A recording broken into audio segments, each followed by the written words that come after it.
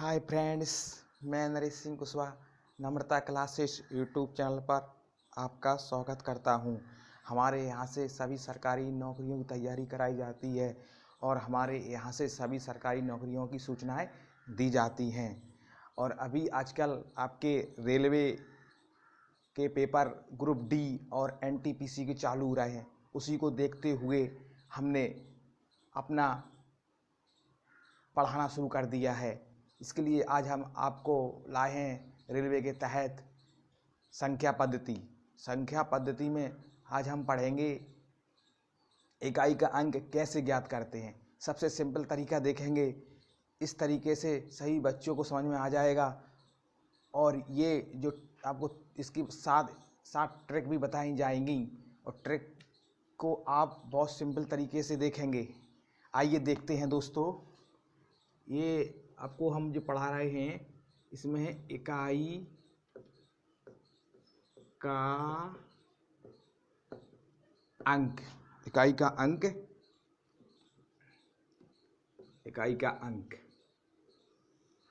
यानी unit digit, ये आप कैसे ज्ञात करते हैं और ये इसको बताना है। और ये आपका ये आएगा एनटीपीसी ग्रुप डी,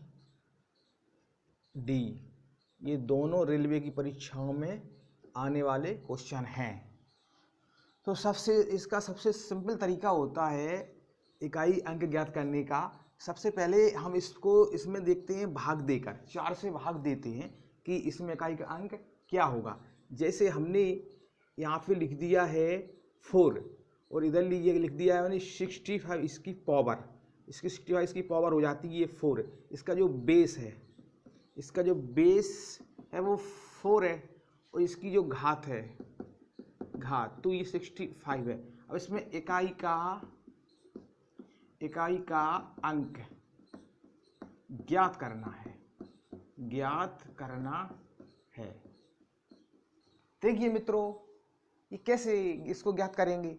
इसको ज्ञात करने के लिए बहुत सरल सिंपल तरीका है। आपको मान लो कुछ नहीं आता है, आपको इसके रूल कुछ नियम याद नहीं है, खाली आप एक बात याद रखेंगे, आपको 4 की टेबल तो आती है, तो 4 की टेबल के माध्यम से ही आप इकाई का अंक ज्ञात कर सकते हैं। इसमें जैसे कुछ नहीं करना आपको, आप 4 का आपने इसमें डिवाइड किया, इसमें इसकी पावर इधर से तो 4 करेंगे इसमें, तो देखेंगे 4 1 जा 4। तो यहाँ पे अपन देखेंगे इसमें यहाँ पे देखेंगे ये कितना बचा है 2, यहाँ पे इसका मतलब है 5 का, तो 4 6 जा 25, 4 6 जा 24 है। तो यहाँ पे आप इसको देखेंगे 1 शेष बचा आपका। तो इसमें क्या होता है, जो शेष बचता है, जो चीज शेष बचती है उसको बेस पर पावर चढ़ा देते हैं। तो यहाँ पे इसका क्या आ जाएगा, इसका 4, इसका क्या आ जाएगा, अपन करेंगे अब इसमें 4 1 जा 4। तो इसमें आप इकाई का अंक क्या देखेंगे, इसमें इकाई का अंक क्या दिखाई दे रहा है आपको 4, तो इसमें इकाई का अंक क्या होगा 4। तो ये सिंपल तरीका है, इससे आप डिवाइड देकर कोई भी संख्या में आप 4 का डिवाइड देकर आप उसका इकाई का अंक ज्ञात कर सकते हैं। जैसे मान लीजिए मैंने यहाँ पे ये संख्या लिख दी है और मैंने इधर इस पे मैंने घात को चढ़ा दिया है 21। तो अब यहाँ पे आपको इसमें पूछा गया है कि इसका इकाई का अंक क्या होगा। तो इसको आप कैसे निकालेंगे, कुछ नहीं करना है, वही 4 से डिवाइड करना है। देख लीजिए फिर इधर यहाँ पे रफ्कार कर लीजिए। जब आप उसमें परीक्षा में अब इसमें आप बैठते हैं एग्जाम में, तो आपको रफ्कार के लिए दिया जाता है, उसी साइड आप रफ्कार करके आराम से इसको सॉल्व कर सकते हैं। तो देखिए बच्चों, देखिए मित्रों, तो यहाँ पे अपन 4 का कर देंगे 21 में, तो 4 5 जा 20, तो यहाँ पे 1 बचा है शेष। तो ये जो शेष बचता है तो ये इस पे बेस पे आ जाएगा, इस पे बचा है 1, तो इसमें बन जाएगी 7 गुणित 1 बराबर 7। तो यहाँ पे इसका इकाई की डिजिट क्या है 7। इसी प्रकार ये अपन इसको सॉल्व कर लेते हैं। इसके साथ ही अब आपको बताएंगे और कुछ तरीके ज्ञात करने के। तो देखिए बच्चों, देखते जाइए। अब कुछ इकाई का अंक ज्ञात करने के लिए जैसे कभी ऐसा लिखा है 3, 27, 50, अब इसमें इकाई का अंक क्या होगा? तो इसकी तो आप देख रहे हो, अब इसमें आपको 0 दिख रहा है, तो कुछ नहीं, यहाँ पे आप ये करेंगे 3 इकाई का अंक गुणित 7 गुणित 0 बराबर 0 का आपको मालूम है, इसमें अगर इसमें मल्टीप्लाई करेंगे 0 का तो 0 ही आएगा। तो इसमें इकाई का अंक क्या होगा? 0। इसमें इकाई का अंक 0 हो जाएगा। ठीक है, तो इसी तरह से कोई भी संख्या कितनी भी लिख दे, आपको कुछ नहीं करना है। जैसे अगर इंटू में आती है कोई भी संख्या, जैसे कितनी भी बड़ी संख्या हो, तो इसमें आपको इकाई का अंक ये हो, तो इकाई का अंक इसको उठा के 9 7 5, आपको पता है 5 से कितना होता है 35, ये लिख दो। फिर इसको 9 से कर दो, 5 ने 9 जा 45, सीधा कितना आ गया यहाँ पे, ये देखिए 5। तो इसमें इकाई का अंक क्या होगा? ये इसमें इकाई का अंक 5 होगा। तो इस तरीके से आप इकाई का अंक ज्ञात कर सकते हो। इसके और भी नियम है जो अभी आपको हम बताने जा रहे हैं, वो सिंपल तरीके हैं, सिंपल नियम है इकाई का अंक ज्ञात करने के। कोई कठिन इकाई का अंक ज्ञात करना नहीं है। आप इसको एक बार पढ़ लेंगे तो आप आराम से ग्रुप डी में आप आराम से इकाई का अंक ज्ञात कर लेंगे मित्रों।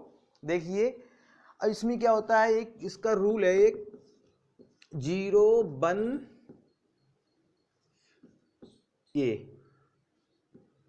0 1 5 6 ये संख्या आपको देखनी है। ये क्या होता है? ये नो चेंज। अगर ये डिजिट आ गए हैं तो ये डिजिट अगर इकाई के अंक पर आते हैं बेस पे, अगर ये बेस मिल जाते हैं, किस पे? बेस पे। अगर ये बेस पर हैं तो ये नो चेंज होंगे, इसका कोई चेंज नहीं होगा। ये जैसे अभी आप देख लीजिए, जैसे 0 है तो 0 है, यहाँ पर 10 कर देते, 10 का स्क्वायर कर देते हैं तो 100 आता है, तब भी इकाई के अंक में 0 आया। इधर देख लीजिए 1 है, 11 का 12 वर्गमूल कर देते हैं, वर्ग कर देते हैं तो भी 1 आया। इस तरह से 5 है, 5 का स्क्वायर कर देते हैं तब भी 25 आया। अगर इस तरह से 6 का स्क्वायर कर देते हैं तब भी 36 आया। मतलब ये इस आधार पर कितना भी करो, आप इसका क्यूब भी करके देख लो। अगर आप चाहो तो संख्या क्यूब भी कर सकते हैं। अगर इसका आप क्यूब करेंगे तो 1000 आएगा। तो यहाँ पे भी इकाई का अंक 0 ही मिला है। तो इस तरह से ये नो चेंज होती है, नो चेंज वैल्यू है। जब भी आप इसको याद कर लेंगे 0 1 5 6, तो ये तो आप कर सकते हैं, कोई 4 अंक की डिजिट है, जबकि आपको तो अपना 10 अंक का मोबाइल नंबर याद हो जाता है। ये कोई सिंपल सी बात है, ये तो आप आराम से याद कर लोगे। तो 0 1 5 6, तो इससे याद करने के बाद इसमें ये नो चेंज इकाई का अंक रहता है, तो इसको आप आराम से सॉल्व कर सकते हैं, कोई प्रॉब्लम नहीं है बच्चों। आराम से इसको कुछ छोटी संख्या आराम से याद हो जाएगी आपको। ये 0 1 5 6 नो चेंज, इसको नो चेंज, ये चेंज नहीं होगी कभी, कहीं भी कोई भी आपको ज्ञात करना है किसी भी तरह का डिजिट इकाई का अंक ज्ञात करना है, तो जब ये बेस पर ये वैल्यू मिल जाती है तो ये चेंज नहीं होती है। इसमें मैंने बता दिया, अभी आपको इस तरह से एग्जांपल दिए हैं, आप देख सकते हैं यहाँ पे। जैसे 10 का स्क्वायर किया, 11 का स्क्वायर किया, 5 का स्क्वायर किया, 6 का स्क्वायर किया, तब भी आखिरी बार आपको ही 1 डिजिट 0 1 डिजिट जितना ही बेस है उसी के आधार पर आपको इकाई का अंक प्राप्त हुआ है। अब अगला नियम देखते हैं।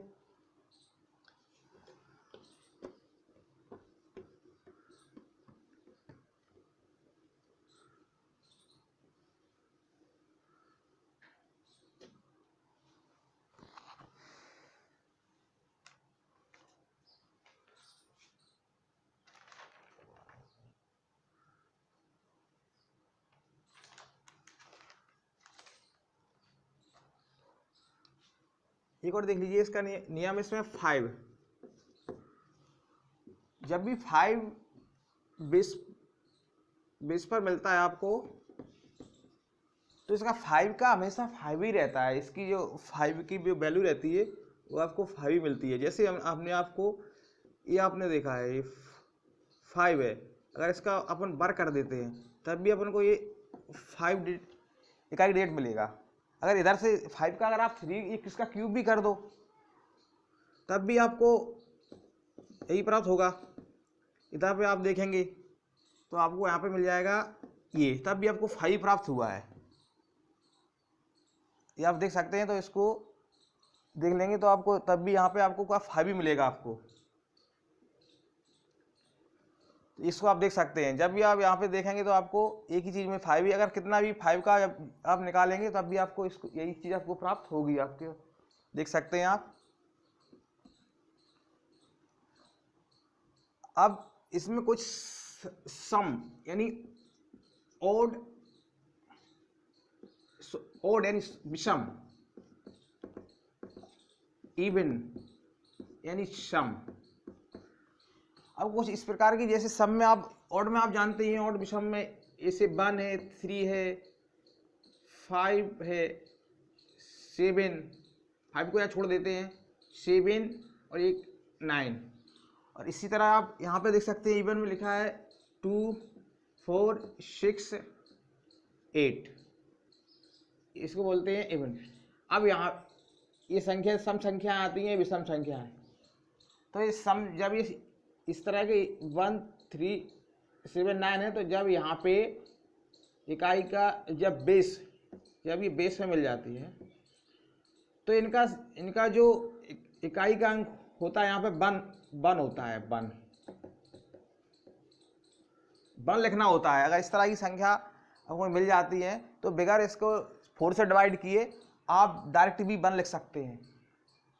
और इस तरह का यहाँ पे 2, 4, 6, 8 मिल गया तो इसकी जगह आप लिख सकते हैं 6, इसका 6 होगा यहाँ पे जो बेस में। अगर बेस में आपको ये मिल जाता है 2, 4, 6, 8 तो आप यहाँ पे इसका बिगर डिवाइड किए हुए आप डायरेक्ट भी इसको यहाँ 6 लिख सकते हैं।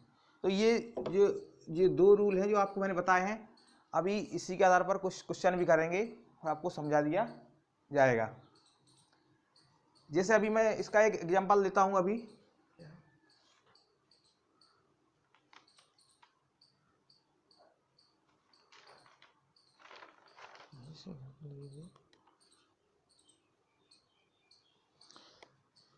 जैसे मैंने ये लिखा है, ये आपका एक उदाहरण है, उदाहरण दे रहा हूँ, ये लिखा हुआ है। इस पर मैंने यहाँ पे मैंने अब ऊपर मैंने लिख दिया, मान लो कोई भी संख्या लिख दी है, जैसे मैंने यहाँ पे 236 लिख दिया है। अब यहाँ पे आपको सॉल्व करने की आवश्यकता नहीं है, आप सीधा ही यहाँ पे, अब ये 2 है, बेस में आपको 2 मिल गया है इस नियम के फॉलो के अनुसार। ये तो 2 बेस में आपको 2 मिल गया है, तो आपको सीधा इसको आप 6 लिख सकते हैं। यहाँ पे आप 6 लिख सकते हैं, इसको सॉल्व करने की आवश्यकता नहीं है। अगर आपको सॉल्व करना है तो आपको समझ के अनुसार आप अकॉर्डिंग सॉल्व भी कर सकते हैं, तब भी आपका 6 ही प्राप्त होगा। अब इसी तरह ये सम, ये कौन सा है, ये सम संख्या है। इसी तरह एक विषम का लेते हैं उदाहरण,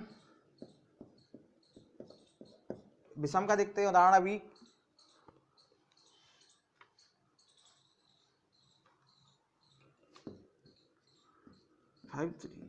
देखिए 5, 3 और 8, 3, इसको आप एग्जाम्पल को यहाँ पे भी आप देख रहे हो, ये आपका कौन सा अंक है, ये आपको ऑड नंबर दिख रहा है, यहाँ पे 3 ऑड नंबर दिया गया है। अब इसी के आधार पर इस पे मैं इसकी मैं पावर लगा देता हूँ 584। तो अब यहाँ पे आप देख सकते हैं, जैसे ये 3 है तो 3 कौन सा नंबर है, ऑड नंबर दिया गया है। तो जब ये ऑड नंबर इसका होता है तो यहाँ पे जो ऑड नंबर दिया रहता है, तो ऑड नंबर का सदैव क्या होता है, 1 हो जाता है।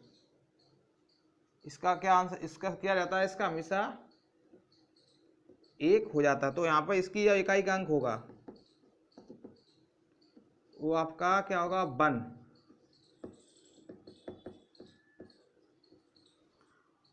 1 होगा। तो इस तरह से आपको ये नियम आपको याद करना होगा, और इसी के आधार पर आप इस तरह के क्वेश्चन कर सकते हैं।